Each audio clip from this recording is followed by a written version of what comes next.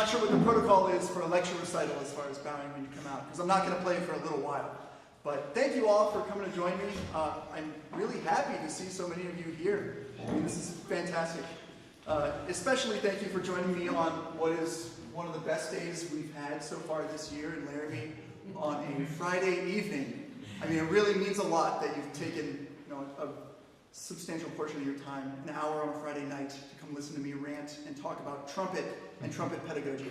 So, today my lecture is going to be about the James Stamp method. The actual title of my Plan B paper, project, and lecture is Enhancing Technical Freedom of 20th Century American Trumpet Literature Using the Methods of James Stamp.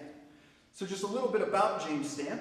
James Stamp was born in 1904, died in 1985, and he was the principal trumpet of the Minneapolis Symphony before he moved to Hollywood in 1944. A heart attack, once in Hollywood, made him shift his focus to teaching about 10 years later, and he ended up developing a reputation as one of the best troubleshooters in the country. I had the privilege of studying with one of the students of James Stamp while I was doing my undergraduate studies at Oberlin Conservatory in Ohio. My teacher, who I'm extremely thankful for, was Roy Poper, and he's still teaching there today. Thank you, Roy. I wanted to give a quick disclaimer about the Stamp method, that Stamp himself did not actually want to write down his method. One of his most prominent students, Tom Stevens, who was principal trumpet of the Los Angeles Philharmonic, ended up writing down his teachings with his approval, and gave us what we have now today is James Stamp warm-ups and studies for trumpet and other brass instruments. This was one of the first trumpet books I got, along with the Clark Technical Studies, and then for all the trumpet players in the room, the Arbin book, which is this thick compared to this thick. I don't know if you can see it from down there, but so a lot of the writings that we have from Stamp are actually kind of translated through Thomas Stevens. So sometimes you'll hear me say things like Stamp and Stevens refer to X as this, right? And that's the reason for that. So trumpet as a solo instrument. Trumpet is not typically seen as a solo instrument, and for a while it was around, wasn't actually used in art music. It was used for military and religious purposes up until around the 17th century. People started to write trumpet parts that were in the upper register, where we actually had notes that were closer together. Originally, the trumpet could only play notes on the harmonic series, so if you think about the lower notes on the trumpet, if I use no valves, this is all I have in the first octave down at the bottom of the horn.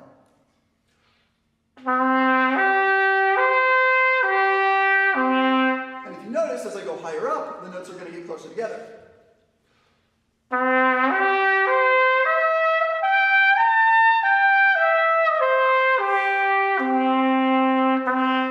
And showing you that is an excuse for me to warm up on stage.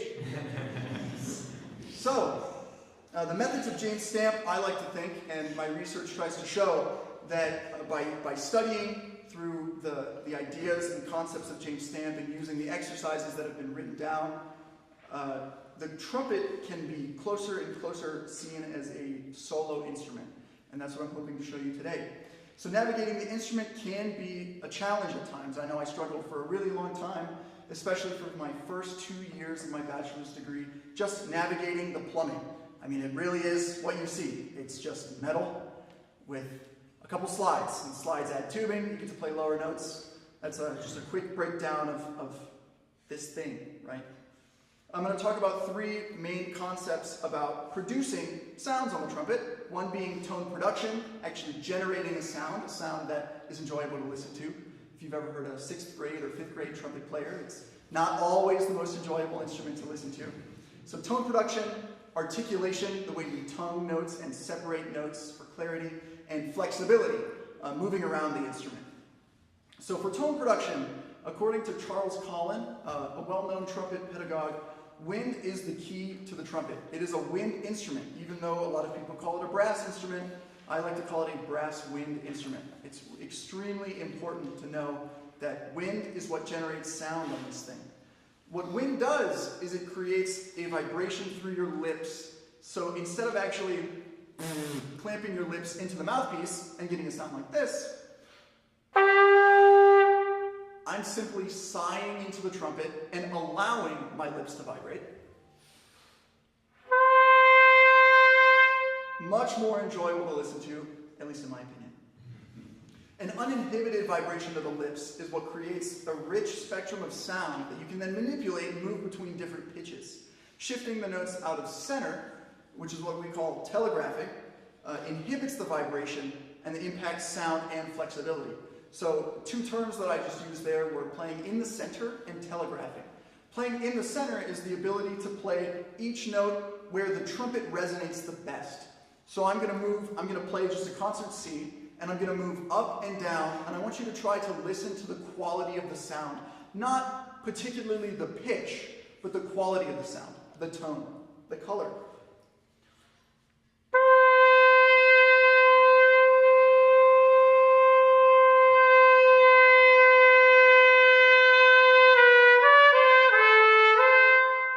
You can notice it goes in and out of having a rich sound that's full of layers. I've described to some of my students as a good trumpet sound being kind of like a burger with all the works on it. So if you've got a beginning trumpet student, maybe they have the patty, right? They have the basic sound that you get from playing the instrument.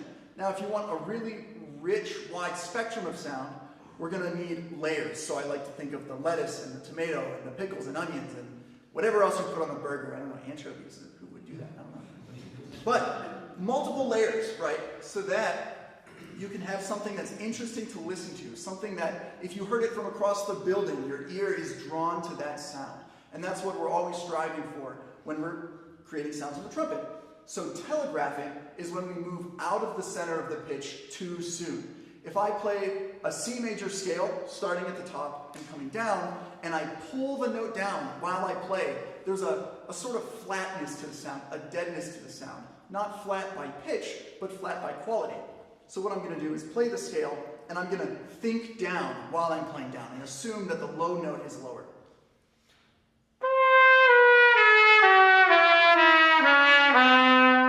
There's a little bit of sliding between the notes, similar to a trombone when they have a gliss, right?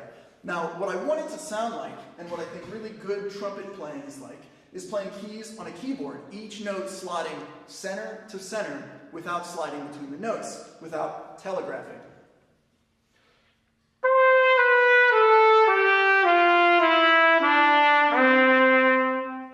And now, we're always trying to, as trumpet players, improve our ability to not telegraph. It's, for some reason, our body wants to move the pitch down as we're going down on the instrument and make things tighter as we go higher.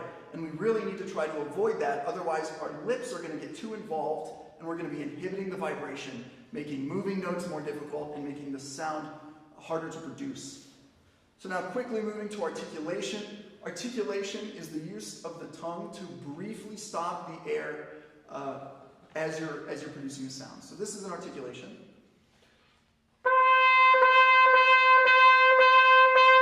I'm ever so briefly interrupting the airstream with my tongue. Something that I emphasize to my students is that when you articulate, it's not about placing and releasing the tongue, because then you're stopping the air for longer, and we know that wind, air, is the key to playing the instrument. So the longer we stop the air, the more difficult it's going to be to play the instrument. It's the difference between tonguing like this and tonguing like this. Now, even though there's space between both of those, one of them ends with a T-A-H kind of sound. Ta, ta, rather than ta, ta, ta. You can hear the tongue closing off the second time, right? A T-U-T sound. That's going to really wreck a player's endurance. It's going to make it so that the articulation sounds forced, and you're actually able to play for less amount of time, because what happens is you increase tension here in the lips, and you can subconsciously increase mouthpiece pressure to try and get the notes out, which is then going to inhibit the vibration. I like to always say, what is the lip in between when you play the trumpet? If you think about it, it's in between your teeth and the inside of your mouth and a hard piece of metal. So I don't know if you've ever sat in a chair for a really long time in a classroom or something, But sometimes in high school, I used to sit like this, and it would cut off the blood, try to act cool, right? Look really cool when you're in high school. And my blood would not circulate quite well to my arm. And the same thing happens to our lips. If you cut off the circulation by pinching the lip tissue between metal and bone, things are going to get hairy really quickly. Now, the last main topic about producing on the trumpet that I'm going to talk about today is flexibility. So the key to changing partials on the trumpet, like I showed at the very beginning of the lecture, is the tongue and the air, the combination of those two things. According to Claude Gordon, another well-known pedagogue and performer who played with the NBC and CBS radio shows, would tell his students to say E and Ah. And so, particularly if you're not a trumpet player, if you're not a wind player, go ahead right now and just say E and Ah, and move between the two and feel what your tongue does. E, Ah, E, Ah. And so what it does is it changes the size of your oral cavity and the amount of space that the air, the wind, can go through. And so as we go higher, what we try to do is we increase compression or air speed. I like to compare it to a garden hose. If you've ever tried to spray someone with a garden hose that's far away, you can't just hold the garden hose normally because the water's going to fall and hit the ground right away. So what you need to do is put your thumb over the hose, create less space for the water to come through, and it's going to spray a lot farther, right? Versus, and it's the same way with the tongue. The wind is the power, the tongue is the control. So that's where most of my talking is going to go. And now I'm going to incorporate these ideas of playing the trumpet with the actual pedagogy and concepts given to us by James Stamp and then written down by Tom Stevens. So the first piece I'm going to talk about is by Anthony Plogue. Anthony Plogue was born in 1947 in Glendale, California, and as the time of presenting this lecture recital, he currently lives in Germany. He's a prolific composer of brass music in the 20th and 21st centuries. And it's a lot of very contemporary sounding music. So some of the difficulties that this work shows the player is its angular nature with a lot of wide leaps, having consistency of articulation, and being able to take quick and efficient breaths. So overcoming angularity can be a struggle on the trumpet sometimes when you've got a note that goes from real high to real low or vice versa. And so one of the studies that I've taken from the James Stamp book is figure 1 on the handout, which is Stamp's octave studies. If you look real closely at the second note in figure 1, you're going to see a little symbol that looks like a staircase. My teacher would refer to that as the square corner. That's just a reminder from Stamp or Stevens, whoever actually wrote this down, that you don't want to leave the note early. I remember my teacher, Roy Poper, used to always tell me that Stamp would write that symbol over so many things and any exercises that he would give to him. And it's just a constant reminder that you don't want to interrupt the airstream or add tension to the lips by leaving the note too soon and pulling yourself out of center. So the way I practice this is I start slurred, and then I articulate it to try and mimic the slurred airstream and the same tongue position that I needed to use while I was slurring the octave lead. So I'm going to quickly demonstrate figure 1. Not all of it. I'm just going to play the first octaves that starts in the low F sharp and then goes to the F sharp and the staff.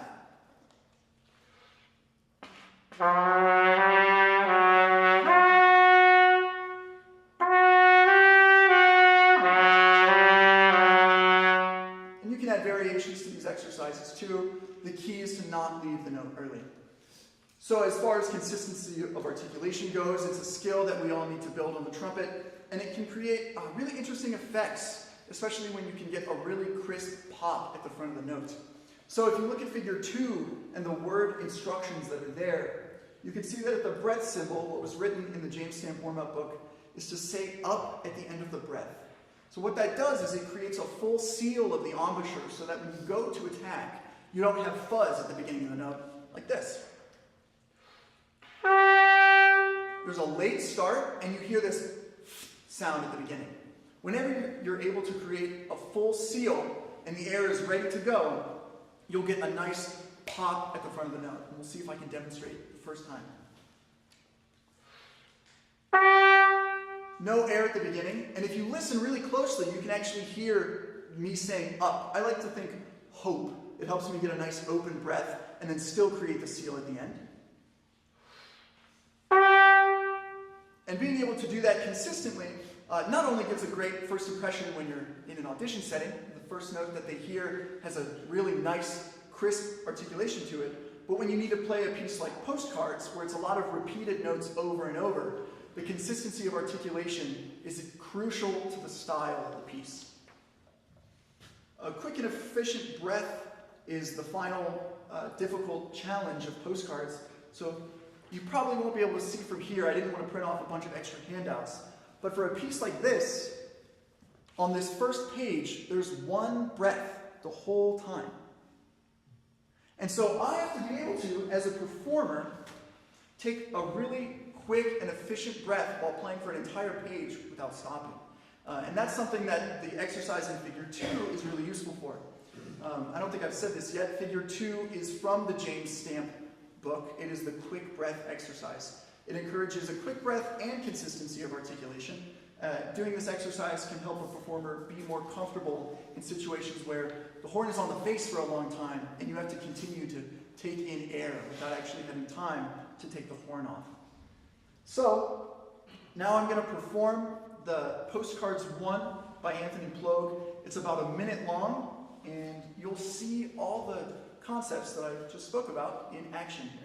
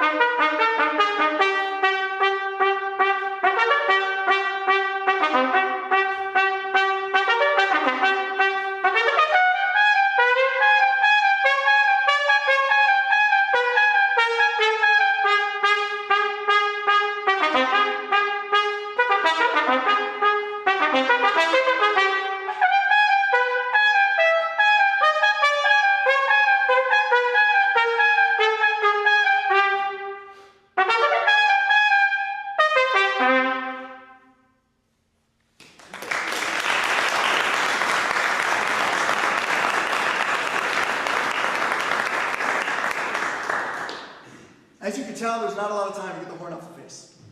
It's tricky. So, the majority of my lecture is actually focusing on a piece by Eric Owazen, and it's his trio written in 1992 for trumpet, violin, and piano. Just a little bit about Eric Owazen. He was born in 1954 in Cleveland, Ohio, just about 40 minutes away from where I was born. Go Ohio, I always like to say that. Now he teaches composition at Juilliard, and he's written a lot of famous brass sonatas and chamber music with some uncommon instrumentation. So the first movement poses a few interesting challenges that are similar to what we saw in Postcards, including angularity and tricky breathing. Sometimes I like to say deceptive breathing. Places where you think you should breathe, but maybe it doesn't actually help you, or it can add increased risk for the section you're about to play. So this piece does have a lot of angularity. If you look at Figure 3, that's the first real angular passage. It starts in measure 26 of the first movement. It's really important to continue to not telegraph notes. Otherwise, you're going to have a lack of response here. So I'm going to play just the first two measures here, 26 and 27, and then I'm going to skip to 31 and 32, and I'm going to see, can I play the whole phrase without leaving a note early? You'll be able to tell if I do it successfully Because if I go from a note in the middle register to the upper register, and the upper register doesn't speak, it's more likely than not I tried to leave a little too early. I thought about the upper note before it was time to play the upper note. Here's measure 26.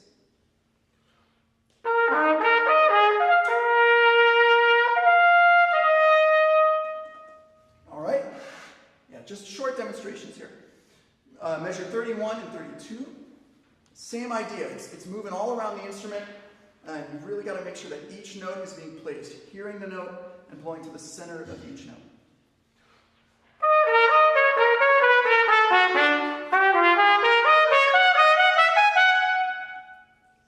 So that's a section that it really is, I really want to keep iterating the importance of not leaving a note early. It's just so easy to do, especially for all the trumpet players in the room.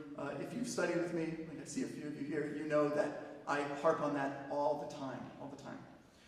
So another section here in figure 4 is the end of the first movement. And you can see that there's an eighth note at the beginning of each measure. What's tricky here is something that Stamp says is that all mouthpiece pressure should be added after the breath. And so if you take a breath here, specifically between measure 83 and 84, as you're anticipating the upper register, it can be really easy to accidentally add too much mouthpiece pressure on a quick breath like that. So a little trick that my teacher, Dr. David Wharton, showed me, that a nose breath can be extremely useful to stay in position and not add any added mouthpiece pressure. So normally this is played with a mute, and when we perform it, you'll hear it with a mute, but for now I'm just going to play it open. I'm going to start in measure 83, and then just play to the end of the figure. And if you watch, you're going to see I'm not going to take a breath at the end of 83.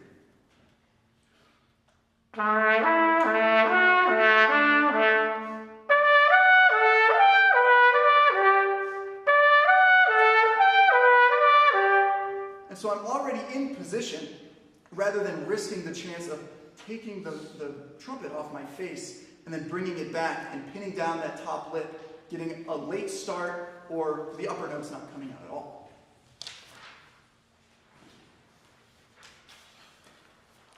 It's really important to pick where you breathe carefully. Half the battle of playing the trumpet is picking where you breathe and making really educated decisions on where you're going to do that.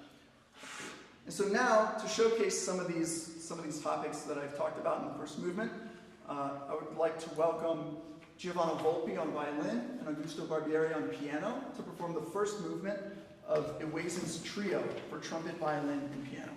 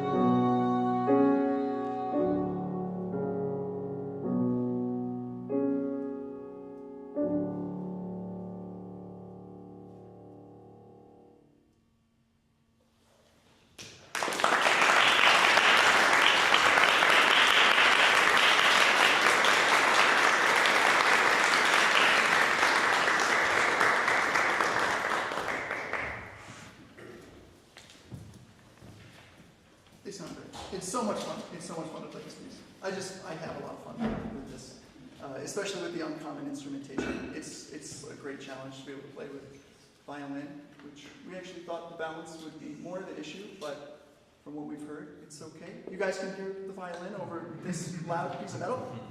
Awesome, great. All right, so some of the challenges in the second movement are uncommon and tricky finger patterns and register traversal. So if you look at figure 5 on the handout, that's an example from the second movement of tricky finger and slide combinations here.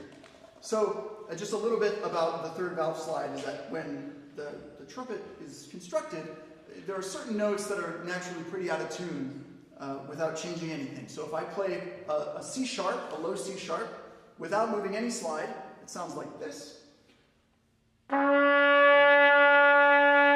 Now I'm going to play it and slowly move the slide out. And so if I play, let's say, D flat major, where D flat is the starting note, and I leave the slide in, I'll just play the first 5 notes. Listen to how it sounds. Something's a little off.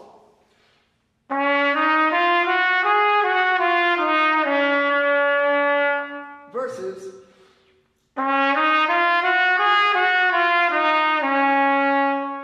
And so as trumpet players, we need to be really diligent every time we have a C sharp or a D flat in the low register to be really aware of our slide and use it carefully, because this slide, when we stick it out here, affects all notes played with the third valve.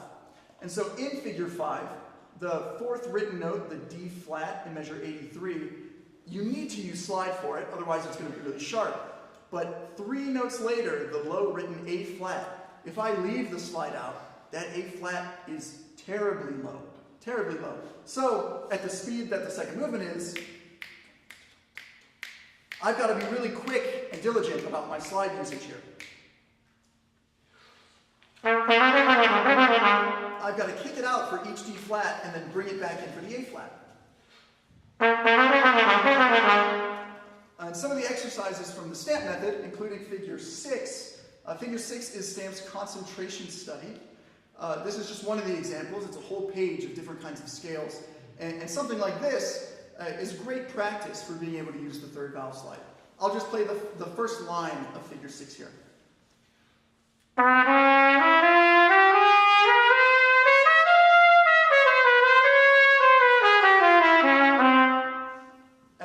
Side note, measure 4, I'm pretty sure it's supposed to be an A flat, just like it is in the second measure. I think that's a misprint. I could be wrong, but I played it as an A flat just to get the connection between all the half steps that showed up in the first 2 measures. So this is just one example of how you can use the stamp method to really gain control of some of the tricky finger patterns and use of the slide. The second difficult-ish thing about the second movement is moving between octaves and registers quickly. You know that the tempo is quick now, and at this tempo, figure 8 shows that we really have to move from the upper register of the trumpet above the staff into the middle register, and even below in later sections of the piece. And so one of the studies from the stamp book is scale velocity, and that's figure 7. The one that I've listed on the sheet here is the 2-octave version. The directions I've been given from my previous instructor from my undergrad is to really smack the first 2 notes to build airspeed, and then play chromatically up to really connect the registers without moving too much. So I'll play with no repeats, figure 7, just to show how I'm building up the airspeed by really punching those first 2 notes and then blowing through every half step that I get to make sure that I can play an F sharp on top of the staff and the F sharp below the staff.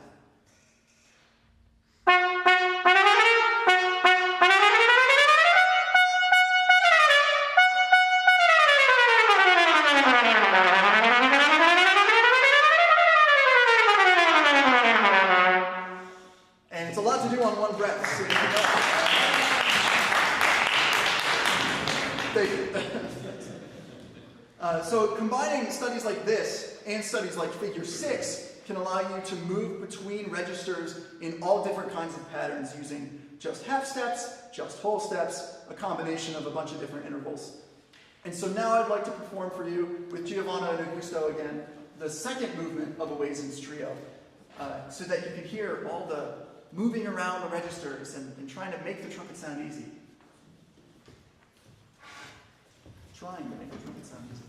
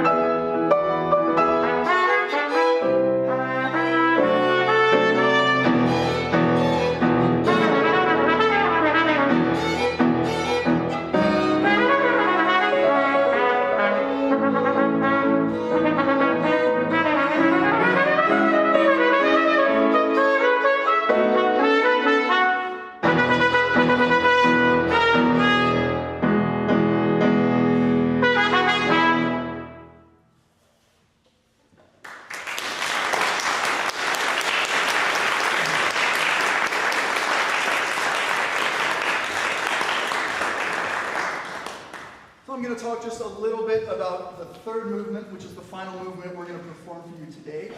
Due to time constraints, we're not going to play the fourth movement, as great as it is. It's a great time for me to tell you to come to my graduate recital on May 4th at 1 p.m., where the whole Oasen will be performed, including in addition to the Haydn trumpet concerto. It's going to be exciting. So the third movement is a slow adagio movement that poses very different challenges from the second movement, including low articulations, breath control, and endurance. So figure 9 is the opening trumpet lick from the third movement, and you have to attack notes below the staff, a register on the trumpet that can get, I don't know what word to use, but I've used the word tubby. Sometimes when you articulate in the low register, it can get a little too open, a little too spread. And so one of the challenges is keeping that nice crisp articulation in the low register. Not only just playing that note, but then playing that note in a mute, which adds different challenges. Figure 10 is an example of an exercise from Stamp's warm-up book called Staccato Control. The exercise is called Staccato Control. Incorporating dynamics while practicing an exercise such as figure 10 allows a trumpet player to articulate in all registers at any dynamic. So even though there are no dynamics written, the way I would practice this is starting really soft on those low written Gs and then moving through all the registers, the octaves, making sure that I can have every note speak with the same quality of articulation. So that way you're prepared for when you have to play a piece like the Oasen, when you have to articulate low Bs and a little bit later in the work, low G sharps. The second to lowest note that this trumpet can play, lowest actual note that the trumpet can play. We're not going into pedal tones today. So breath control and endurance are really closely tied together. So in order to play for extended phrases, a trumpet player needs to have corner strength and consistent breath support. According to Michael Sullivan's thesis, one of the theses that I used for my Plan B paper project, states that utilizing the stamp method allows trumpeters to increase both corner strength and breath support. You must have minimal resistance in your lip and minimal lip tension while you're playing the trumpet for extended periods of time so that you can just breathe through, not rely on mouthpiece pressure, not rely on forcing the note to come out, but just holding the embouchure shape with the corners and then allowing the notes to come out rather than forcing them to come out. And so you're going to hear at the end of this movement, it would have been great to put that on the handout, but there's an extended phrase in measure 81 here that the trumpet plays a solo line. It's really exposed. The piano just has chords underneath, no violin at the time, where if your technique is not fully there, it's really noticeable to the listener. There's no hiding with this thing. And so now we're going to demonstrate some of these things by performing the third movement, the final movement that we're going to play today. Thank you again to Giovanna and Augusto.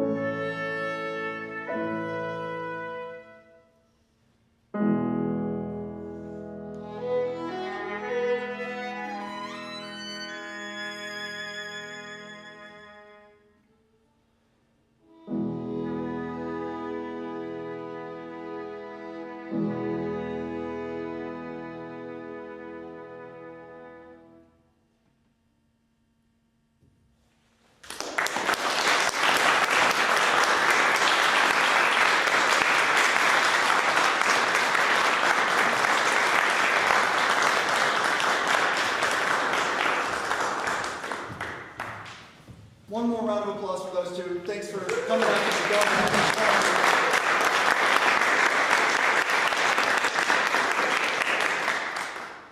So I'd like to end my lecture recital with something really exciting. Not that that wasn't exciting, but something maybe a little less ordinary than even that.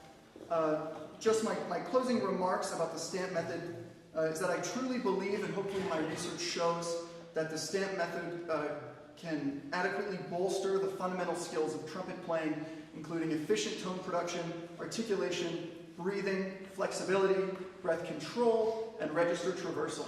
Stamp's key concepts of playing down the center of the instrument, lack of mouthpiece pressure, and refraining from telegraphing all directly impacts one ability to produce a sound on the instrument, and therefore the music that they're going to play. I believe that further research in the field that would be useful could include field studies of using these methods with students, and more direct comparisons with other regional schools of pedagogy from different instructors. And so now I'm going to end the recital with another work by Anthony Plogue. This piece combines almost all of the concepts that I've talked about throughout the lecture, and I'd like to challenge you to see if you can find some of these different challenges that we've talked about. So please welcome Jack McDonald as the narrator and Dr. Hahn on piano for Animal Ditties 2.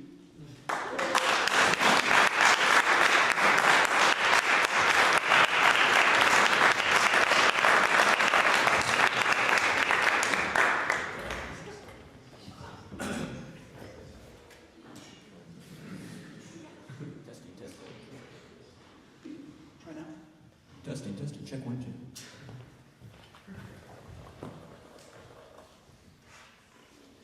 Great, I don't need this anymore. Can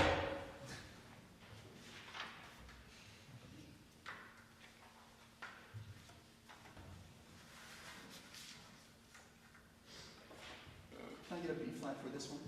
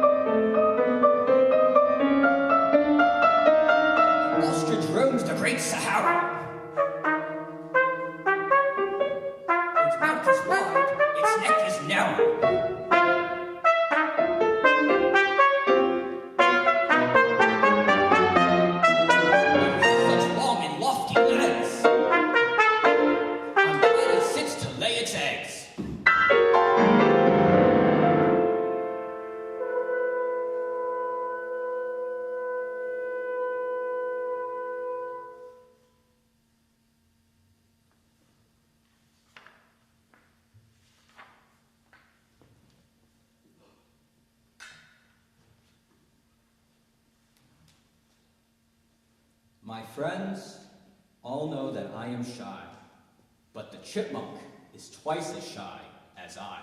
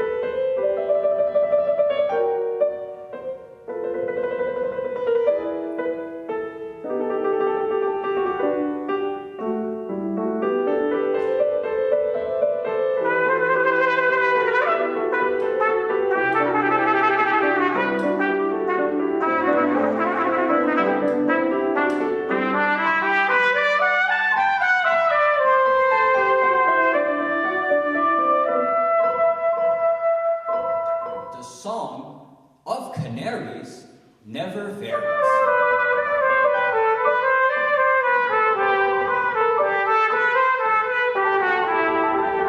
And when they're molting, they're pretty revolting.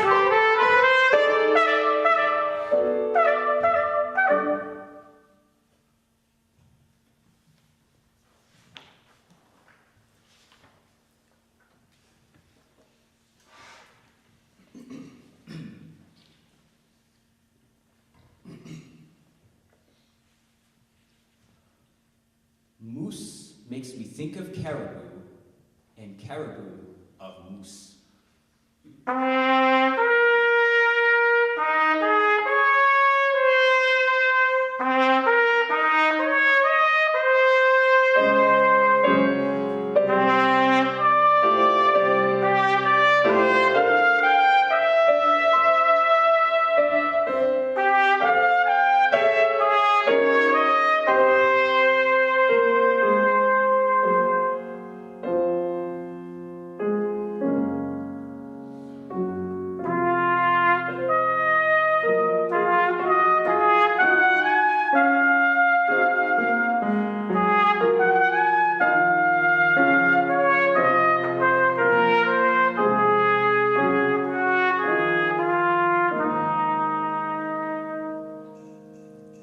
With even, from their point of view, legitimate excuse.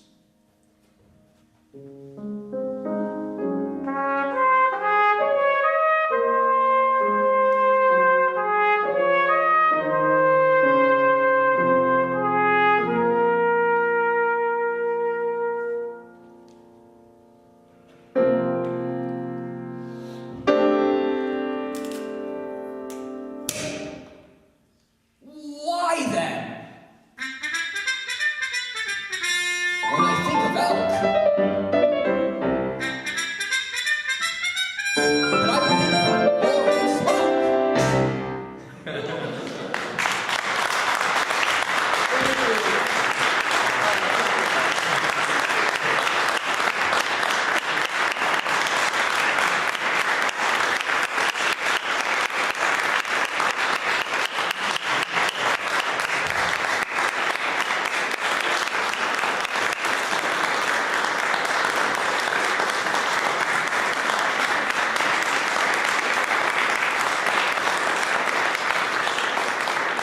I very quickly want to thank a lot of people in my life that I'm really,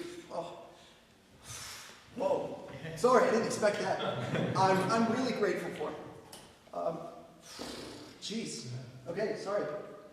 My parents, first of all, Heidi and Carrie Gottschall, my sister, Donna Kerpick, all my trumpet teachers, my first one, Ken Holsworth, now Dr. Ken Holsworth, Roy Poper at Oberlin, Dr. David Wharton here at Wyoming. Thank you, David.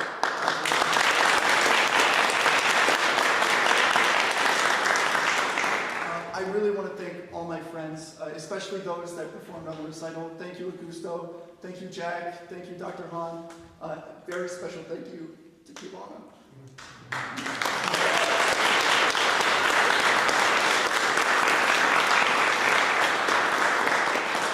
I'm really happy I get to do this, if you can't tell. Yeah. Thank you all for coming, guys.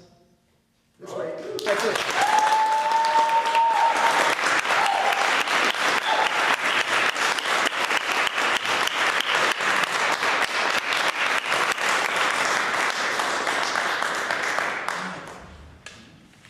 By the way, Timothy Hostler has a recital next week, as do I. Cool.